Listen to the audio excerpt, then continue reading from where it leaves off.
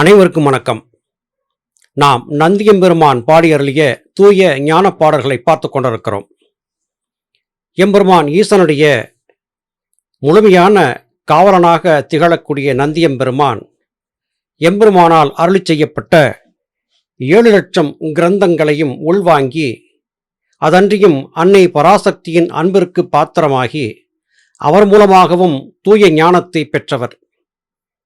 இந்த உலகிலே இருக்கக்கூடிய ஏனைய சித்தர்கள், மகான்கள், ரிஷிகள், முனிவர்கள் இவர்கள் எல்லோருமே நந்தியம்பெருமான் மூலமாகவே ஞானத்தை அறிந்திருக்கிறார்கள் என்பதான குறிப்புகள் காணப்படுகின்றன. ஞான கருத்துக்களை சொல்லி வரக்கூடிய நந்தியம்பெருமான் அவ்வப்போது சில மருத்துவ குறிப்புகளையும் நமக்காக சொல்கிறார். பெரிய அளவிலே கடுமையான முயற்சி செய்து தயாரிக்கக்கூடிய மருந்துகளுக்கு இடையிலே மிகவும் எளிமையாக தயாரிக்கக்கூடிய மருந்துகளை மாத்திரம் நந்தியம்பெருமான் நூலிலே இருந்து தெரிந்தெடுத்து உங்களோடு பகிர்ந்து வருகிறேன். அந்த வரிசையிலே இன்றைக்கு பற்பல விதமான நோய்களை தீர்த்து வைக்கக்கூடிய ஆற்றல் பொருந்திய ஒரு நல்ல மூலிகை மருத்துவத்தை இன்று நாம் பார்க்க இருக்கிறோம். நிறுத்தினார் வெண்ணாவல் பட்டை தன்னை நேராக கொண்டு வந்து நிழல் உலர்த்தி, துருத்தினால் சூரணித்து குடுவைக்குள்ளே சூரணத்தை பதனமாய் வைத்து கொண்டு, வருத்தினால் வயிறு உளைச்சல் கிராணி மூலம் வல்பிணிகள் கடுப்பு ரத்தம் வந்ததானால், வெறுத்தினால் வெள்ளாட்டு பாலிலேதான் வெறுகடிதான் கொண்டாக்கால் வியாதி போமே.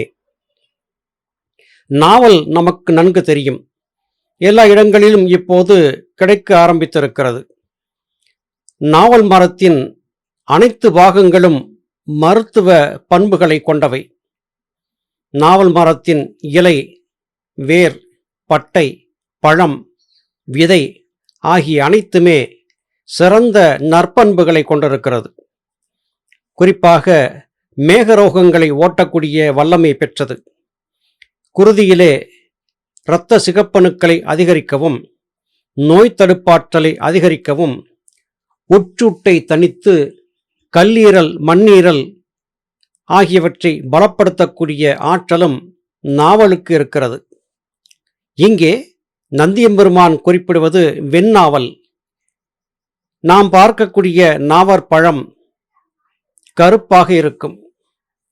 இது வெள்ளை நிறத்தில் இருக்கக்கூடிய நாவல். இந்த நாவல் விருட்சங்கள் சதுரகிரி மலையிலும் பற்பல மேற்கு தொடர்ச்சி மலைகளிலும் காணப்படுகிறது. இந்த மரங்களை கண்டறிந்து அவற்றிலிருந்து மருந்து பொருட்களை எடுப்பதற்கு மலைவாழ் மக்களின் உதவி தேவையாக இருக்கிறது. நீண்ட தூரம் அடர் வனத்திற்குள்ளே பயணித்து இந்த வகை மரங்களை பார்க்க வேண்டியிருக்கிறது. தற்காலத்திலே மருத்துவ காரணங்களுக்காக சில இடங்களிலே இந்த வகை மரங்களை சாகுபடி செய்யக்கூடிய நிலையும் ஏற்பட்டிருக்கிறது. இங்கே இந்த வெண்ணாவல் மரத்தின் பட்டையை பயன்படுத்தி செய்யக்கூடிய மருத்துவத்தை சொல்கிறார். வெள்ளை நிற நாவல் பழம் பழுக்கக்கூடிய மரத்தின் பட்டையை கொண்டு வந்து நிழலிலே உலர்த்த வேண்டும். வெயிலிலே இதை போடக்கூடாது, நிழலிலே உணர்த்த வேண்டும். நிழலிலே அது உலர்ந்து நன்கு காய்ந்தான பிறகு அதை முறையாக கல் உரலிலே இட்டு இடித்து வெள்ளை வஸ்திரத்திலே, வெள்ளை துணியிலே அதை சலித்து எடுத்து வைத்து கொள்ள வேண்டும். இப்படி சலித்து எடுக்கப்பட்ட இந்த சூரணத்தை காற்று புகாதபடியாக ஒரு கண்ணாடி குடுவையிலே பத்திரப்படுத்தி வைக்க வேண்டும். அப்படி பத்திரப்படுத்தி வைத்து கொண்டு யோக சாதனம் பழகக்கூடியவர்கள் தங்களுக்கு ஏற்படக்கூடிய வயிறு உளைச்சல், மூலக்கிராணி என்று சொல்வார்கள், கழிச்சலாகவும் கெட்டியாகவும் மாறி மாறி தொல்லை கொடுக்கக்கூடிய மூலம், இது அதிக நேரம் அமர்ந்திருந்து பணி செய்யக்கூடியவர்களுக்கு வரும். நீர்ச்சத்து குறைபாடு காரணமாக ஏற்பட்ட மூல உபத்திரம் கொண்டவர்களுக்கு இது ஏற்படும். அது மட்டுமல்ல, மலம் கழியும் போது கடுப்பும் வலியும் ஏற்பட்டு இரத்தத்தோடு கலந்து மலம் போகும். இவையெல்லாம் மூலத்தின் குணபாடங்களாகும். இப்படிப்பட்ட நிலையிலே இருந்தால் இந்த நாவல் மரத்து பட்டையின் சூரணத்தை 3 விரல் அளவுக்கு ஆரம்பத்திலே சிறிதளவு வெள்ளாட்டு பாலிலே கலந்து கொடுக்க வேண்டும். இங்கே வெறுகடி என்று சொல்லியிருக்கிறார். அதாவது 2 விரலால் பிடித்தெடுக்கும் அளவு, சிட்டிகை என்று சொல்வார்கள். ஆனால் இன்றைய நிலையிலே நச்சு மருந்துகளை எல்லாம் உட்கொண்டு பலருடைய தேகமும் பாழ்பட்டு போயிருக்கிற காரணத்தால் வெறுகடி பிரமாணம் போதாது.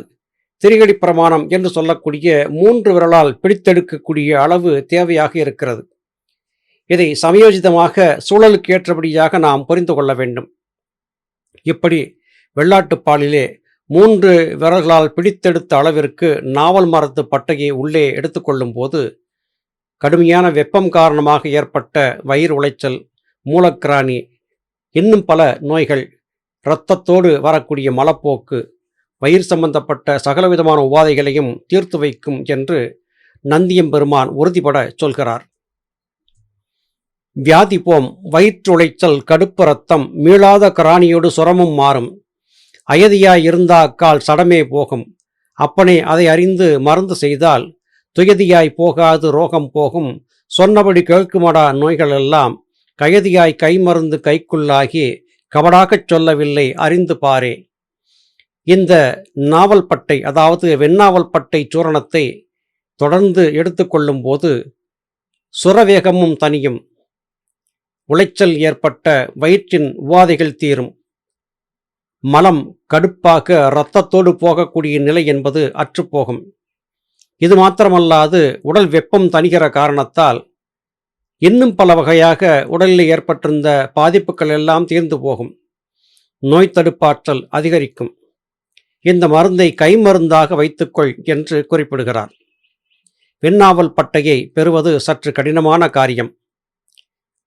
சில இடங்களிலே வெண்ணாவல் பட்டை என்று சொல்லி சாதாரண நாவல் மரத்து பட்டையை ஏமாற்றி விற்கக்கூடிய சூழலையும் அறிய முடிகிறது. எனவே தக்க சித்த மருத்துவர்கள் அல்லது மலைவாழ் மக்களிடமிருந்து இந்த வெண்ணாவல் பட்டையை பெற்று முறைப்படி அதை சூரணித்து கண்ணாடி குடுவையிலே பத்திரப்படுத்தி வைத்து கொண்டு தொந்தரவுகள் ஏற்பட்ட காலங்களிலே அதை உண்டு வரும்போது இங்கே நந்தியம்பெருமான் குறிப்பிட்ட பற்பல வகையான நோய்கள் தீர்ந்து போகும்.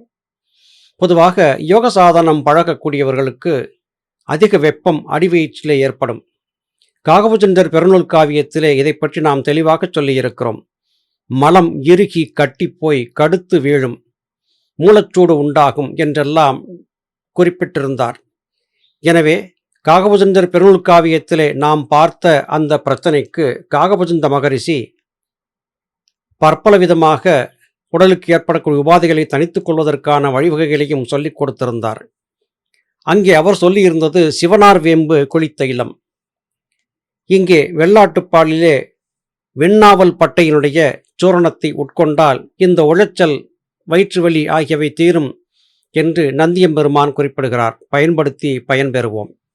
நல்லது சகோதர சகோதரிகளே, மீண்டும் அடுத்த பதிவிலே உங்களை சந்திக்கிறேன். அதுவரையிலும் நன்றி, வணக்கம்.